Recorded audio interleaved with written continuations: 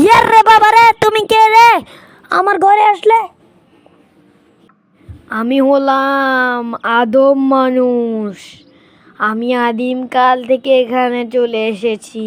হা হা হা। কেন ভাই, তুমি আদিমকাল থেকে কেন এসেছো? যেখানে আসিল ওইখানে যাও ভাই, আমাকে ভয় লাগাইও না আর আমারে কিছু করিও না। তোকে কিছু করবো না মানে? তোকে তো আমি খেতে এসেছি। আমাকে তোর ছোট ভাই বলে যে এখানে আসতে, তারপরে আমি আসলাম। ও বলে যে ওকে মেরে ফেলো, তুমি যা করার ওর সাথে করো। এখন আমি তোকে খাবো। হা হা হা। ভাই আমাকে কিছু করো না, আমার ঘরে বউ বাচ্চা আছে। আমি এখন ওদের জন্য কাজে যাব। ঘরে 2 দিন ধরে চাল ডাল কিছু নাই, ওরা না খেয়ে তো মরে যাবে ভাই। আমাকে কিছু করো না। কিন্তু তোর ভাই তো বললো তোর কোনো বউ নেই, বাচ্চা নেই, কিছু নেই, আর তুই কোনো কাজই করিস না, তুই শুধু ঘুরে বেড়াস। এই রে, ধরা পড়ে গেলাম না তো? আমার ভাই তো সব কিছু বলে দিছে একে। আমি এখন কি করব?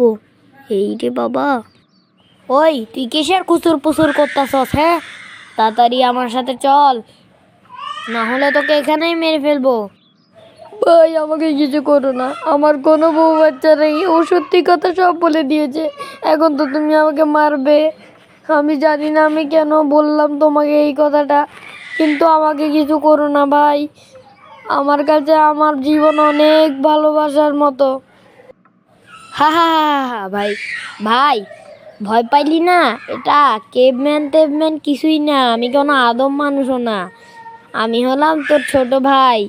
কেমন দিলাম? হ্যাঁ, কেমন দিলাম মানে? আমি তো ভয় পেয়ে গেছিলাম। যদি এখন আদম মানুষ না কি একটা, ও যদি আমাকে কিছু করতো তাহলে? বেটা তোর মুখোশটা খুল তাড়াতাড়ি।